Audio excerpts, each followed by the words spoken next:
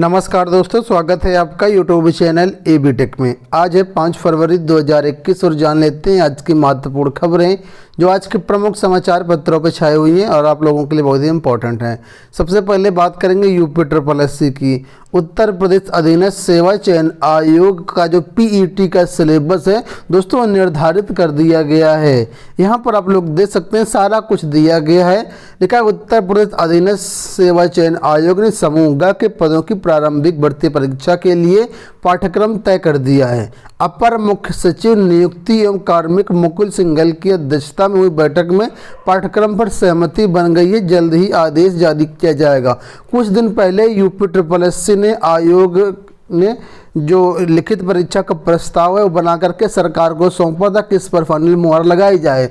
तो सरकार ने उस पर फाइनल मुहर लगा दी है, सहमति बन गई। इसका आदेश शीघ्र ही जारी कर दिया जाएगा। अब लिखा नई व्यवस्था में प्रारंभिक अर्हता परीक्षा 2 घंटे की होगी और इसमें 100 प्रश्न पूछे जाएंगे। गलत जवाब देने पर नेगेटिव मार्किंग भी की जाएगी। एक गलत सवाल होने पर 1/4 अंक काट लिए जाएंगे।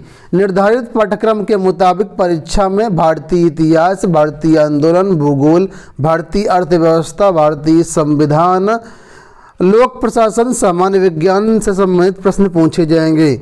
साथ ही कक्षा 8 के स्तर की प्रारंभिक परीक्षा भी प्रारंभिक अंकगणित, तर्क शक्ति, सामान्य हिंदी, सामायिकी यानी करंट अफेयर, सामान्य जागरूकता, गद्य विश्लेषण एवं विवेचन, ग्राफ का विश्लेषण एवं विश्लेषण संबंधी सवाल पूछे जाएंगे। इसमें 6 सवाल 10-10 अंक के होंगे और शेष प्रश्न 5 अंक के होंगे।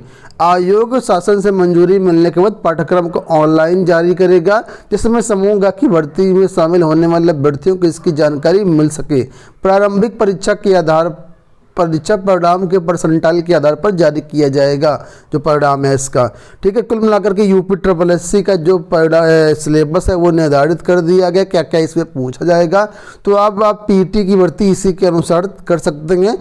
बहुत जल्द इसका जो सिलेबस है PDF है वो भी जारी कर दी जाएगी। डिटेल्ड सिलेबस है, जैसे जारी होता है हमारे चैनल और हमारी वेबसाइट पर आपको अवेलेबल करा दिया जाएगा। ठीक है, बात कर लेते हैं अगली अपडेट की। यहाँ पर अपडेट है 69 शिक्षक भर्ती को लेकर के, दिव्यांग आरक्षण को लेकर के दिव्यांग अभ्यर्थी लगातार धरना प्रदर्शन कर रहे हैं। अब ये कह रहे हैं कि सरकार के खिलाफ आंदोलन करेंगे। केंद्र एवं राज्य की सरकारी नौकरी में 36 आरक्षण का पूरा लाभ दिव्यांग अभ्यर्थियों को नहीं मिल रहा है। दिव्यांग जन अधिकारी मंच के अध्यक्ष डॉक्टर विकास कुमार शुक्ला और रमेश पांडे ने आरोप लगाते हुए कहा है कि भर्ती संस्थाएं अपने विज्ञापन में तथ्यों को छुपा रही हैं। उनका कहना है कि 4% आरक्षण का लाभ मिलना चाहिए, लेकिन 3% ही दिया जा रहा है। एक बार फिर से DLED के 2 पेपर आउट हो गए हैं। हिंदी और अंग्रेजी का पेपर आउट हो गया है, गिरफ्तार भी कर लिया गया है। DLED की लगातार पेपर आउट हो रहे हैं। कल भी न्यूज आई थी, परसों भी आई थी। तो यहाँ पर एक बार फिर से कल पेपर हिंदी अंग्रेजी दोनों पेपर आउट हो गए हैं। लेकिन DLED की बृहस्पतिवार को होने वाली दोनों पालियों के पेपर आउट हो गए। प्रथम पाली में हिंदी की परीक्षा थी और दूसरी पाली में अंग्रेजी की थी। GGIC में द्वितीय पाली की परीक्षा शुरू होने से पहले ही एक परीक्षार्थी को मोबाइल के साथ पकड़ा गया। उसके व्हाट्सएप में हिंदी और अंग्रेजी दोनों पेपर मिले। इसके बाद युवक को पुलिस को सौंप दिया गया। GGIC प्रधानाचार्य की तहरीर पर रिपोर्ट दर्ज कर कार्रवाई कर दी गई है। तो किस तरीके से परीक्षाएं होती हैं, कहाँ पर गड़बड़ी होती है, लगातार DLED के पेपर आउट हो रहे हैं। अगली अपडेट की बात कर लेते हैं। यूपी SSC ने AGTA मतलब जो प्राविधिक सहायक पदों के लिए अभ्यर्थी हैं उनको 25% ज़्यादा अभ्यर्थी बुलाए हैं। आपको बता दें 2018 में इसकी लिखित परीक्षा करवाई गई थी AGTA की और उसके बाद इनका आगे की प्रोसेस हुई, एग्जाम वगैरह हुए, लेकिन जो अभ्यर्थी थे पर्याप्त उपलब्ध न होने के कारण अब 25% अधिक अभ्यर्थियों को अभिलेख परीक्षण के लिए बुलाया गया है। ठीक है, तो यहाँ पर लिखा है कि अभ्यर्थियों की सूची आयोग की वेबसाइट upSSC.gov.in पर उपलब्ध है। जिनको अभिलेख परीक्षण के लिए बुलाया जाना है तो अपना ये लोग चेक कर सकते हैं जाकर के सूची। बात कर लेते हैं अगली अपडेट की। यहाँ पर लिखा है 30 अप्रैल तक कराए जाएं पंचायत चुनाव, हाईकोर्ट ने कहा है। इलाहाबाद हाईकोर्ट ने बृहस्पतिवार को चुनाव आयोग और उत्तर प्रदेश सरकार को 30 अप्रैल तक हर हाल में ग्राम पंचायत चुनाव कराने का आदेश दिया है ताकि 15 मई तक सभी पंचायतों का गठन किया जा सके। कोर्ट ने पंचायत चुनाव के लिए आरक्षण का काम 17 मार्च तक पूरा करने का दिशा निर्देश दिया है। इससे पूर्व मई में चुनाव कराने के आयोग के प्रस्ताव को नामंजूर कर दिया था। तो अब ये जो चुनाव है 30 अप्रैल तक कराए जाने के लिए बात कही गई है। अगली अपडेट की बात कर लेते हैं। तो यहाँ पर अपडेट है प्राचार्य भर्ती को लेकर के। अशासकीय महाविद्यालय में प्राचार्य की भर्ती शायद अगस्त या सितंबर में हुई थी लिखित परीक्षा इसकी, और यहाँ पर अब इसकी उत्तर कुंजी जारी की गई। 7 सवाल इस उत्तर कुंजी से हटाए गए हैं। इतनी बड़ी मात्रा में सवाल हटाया जाना विशेषज्ञों के लिए एक चुनौती है कि आखिर किस तरह से विशेषज्ञ पेपर बनाते हैं और किस तरीके से इतनी सारी गलतियाँ देखने को मिलती हैं। लिखा है उत्तर प्रदेश उच्चतर शिक्षा सेवा आयोग ने प्रदेश के शासकीय महाविद्यालयों में प्राचार्य भर्ती के लिए आयोजित लिखित परीक्षा की अंतिम उत्तर कुंजी जो है जारी कर दी। आयोग ने परीक्षा में पूछे गए 7 सवाल हटा दिए गए, जबकि 7 अन्य सवालों के 2-2 विकल्पों को सही जवाब माना गया है। यानी 7 प्रश्न पूरी तरीके से हटा दिए गए और 7 और जो सवाल थे उनके 2-2 विकल्पों को सही माना गया है। उत्तर कुंजी में इतने व्यापक पैमाने पर संशोधन के बाद उन विशेषज्ञों की योग्यता को लेकर के सवाल उठ रहे हैं, जिनके माध्यम से आयोग से प्रश्न पत्र तैयार करवाए गए थे। विज्ञापन संख्या 49 के तहत 290 पदों पर प्राचार्य की भर्ती आई थी और यहाँ पर इतनी बड़ी सारी गलतियाँ देखने को मिली हैं। कुल मिलाकर 15 विवादित प्रश्न यहाँ पर देखने को मिले हैं। एक और अपडेट है यहाँ पर जाति प्रमाण पत्र को लेकर के। आप लोग जानते हैं चाहे चयन बोर्ड की भर्ती हो या यूपीपीएससी की भर्ती हो, यहाँ पर जाति प्रमाण पत्र जो मांगा जाता है वो पिता पक्ष का मांगा जाता है। लेकिन 69,000 शिक्षक भर्ती में भी एक ऐसा ही मामला देखने को मिला। यहाँ पर क्या है, जाति प्रमाण पत्र महिला ने पति की साइड का लगा दिया, इस वजह से उसका जो चयन था वो रोक दिया गया है। मामला हाई कोर्ट गया तो हाई कोर्ट में अब जवाब तलब किया गया है।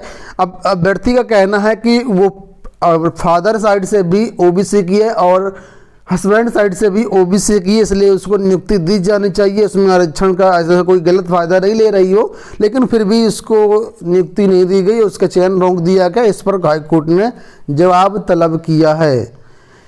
पीसीएस 2019 की बात कर लेते हैं। लिखा पीसीएस 2019 का इंटरव्यू पूरा हो गया, इसी माह रिजल्ट भी जारी कर दिया जाएगा। इंटरव्यू में बुलाए गए थे 811 अभ्यर्थी, केवल 3 अभ्यर्थी अनुपस्थित पाए गए हैं, बाकी सभी का इंटरव्यू हो गया है। तो इसका जो परिणाम है इसी माह जारी किए जाने की संभावना है।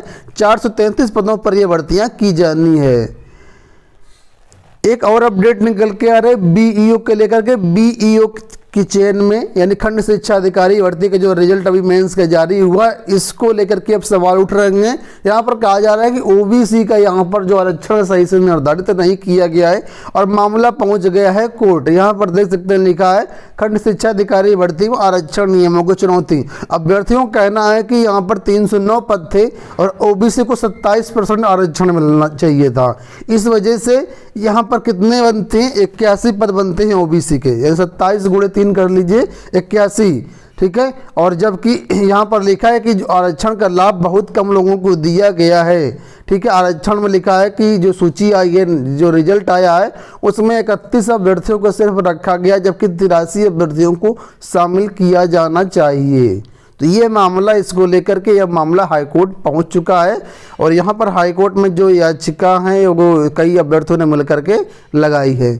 अगली अपडेट की बात कर लेते हैं। लोक सेवा आयोग ने पीसीएस 2021 का जो नोटिफिकेशन है जारी कर दिया है। आज के प्रमुख समाचार पत्रों में इसकी विज्ञप्ति आई हुई है, देख सकते हैं यहाँ पर लिखा है संक्षिप्त विज्ञापन 5 फरवरी को आयोग की साइट पर ये पूरा इसका डिटेल्ड विज्ञापन जारी कर दिया जाएगा और आज से ही ऑनलाइन आवेदन शुरू हो रहे हैं पीसीएस 2021 के। तो ये आवेदन फॉर्म हमारी वेबसाइट governmentjobsindia.com पर अवेलेबल रहेंगे, ठीक है। तो आज शाम से इसमें आप लोग आवेदन कर पाएंगे। ज़्यादा डिटेल्ड इन्फॉर्मेशन शाम को आपको ऑफिशियल नोटिफिकेशन के माध्यम से मिल जाएगी। बाकी यहाँ पर सारी चीज़ें लिखी हैं कि आवेदन करने की जो अंतिम डेट रहे वो आपकी 2 मार्च रहेगी, ठीक है। आज से आवेदन शुरू हो रहे हैं इसके। चलिए बढ़ते हैं आगे।